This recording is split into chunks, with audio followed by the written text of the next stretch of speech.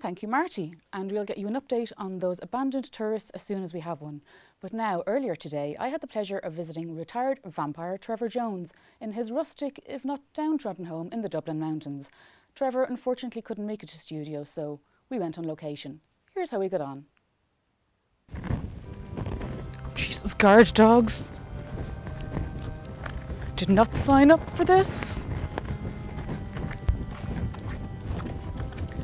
Here we are.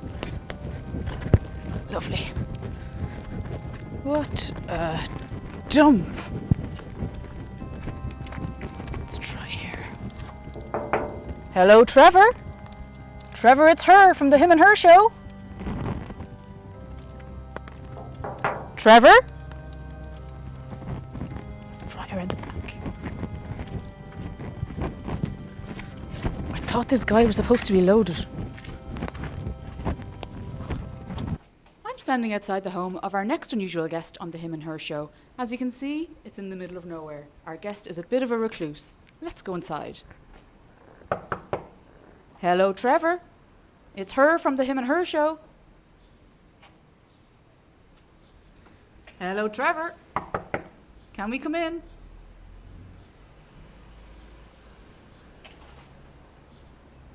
Trevor? Are you there?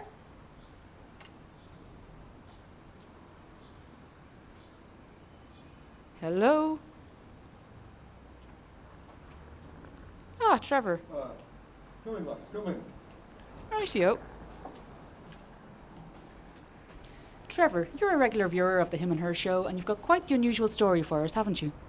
Yeah, I do, I'm a regular viewer of the show. I love the show. I mean, I've been tuning in for absolutely years, watching you guys. And when you the other week asked for unusual stories, I thought, yeah, why?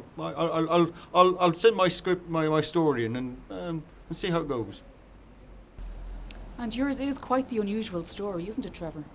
Yes, I suppose it is. I'm an ex-vampire. What, a real blood-sucking, night-crawling, stake through the heart kind of vampire? Yes. You don't work in TV or the media, do you? No. Now, when you say vampire... Ex-vampire? Okay, ex-vampire then. Surely you mean the depressed, why-does-she-don't-care kind of vampire and not the rip-your-throat-out variety? No, the fang variety. So how comes you're an ex-vampire then? I thought the only way out was through a stake through the heart. No. That's a popular misconception. Vampires can, with therapy, become ex-vampires, just like normal people. But don't vampires have that constant thirst for blood and virgins? Traditionally, yes, but with therapy and the miracle of modern fast foods and burger bars, that's a thing of the past now. You don't mind me saying, but you don't seem to have typical vampire teeth. No, these are dentures. A lot of vampires have a lot of tooth problems over the years. These ones are fake. Okay, so what made you decide to become an ex-vampire then? You see, I never really liked the lifestyle. When I was first bitten back in 1783, I had a bit of a problem going out at night for the first few years.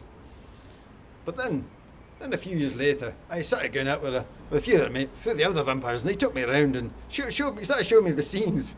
It was kind of good. Yeah, we used to go to all-night parties and raving and stuff. It was great. It was really great. But then after like 50, 60, 70 years of doing the same parties with the same people day in, day out, they become a bit wearing. You know, it's not what it's cracked up to be. In fact, some of the other vampires have, I'd say, certain hygiene issues. But even the versions today aren't really the same. You know, back then, you find 10 to the dozen. But now, you just trying to find a virgin. It's not bloody easy, you know. I suppose some of our viewers might like to know, is there a Mrs. Jones?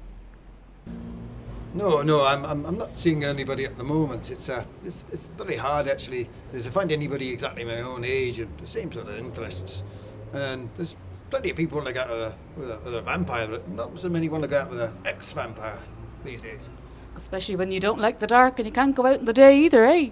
Well, thank you for that, Trevor. That's been great. And that's all we have time for today. It's back to the studio for some more unusual guests and the odd weirdo or two. Well, that looked like super fun, huh? It sure was him. Well, that's all we have time for today, folks. But on tomorrow's show, we'll have celebrity chef and former cannibal Ivor O'Toole in studio. And we pay a surprise home visit to our local weatherman, Barry Bleakly, with his P45. So join us then.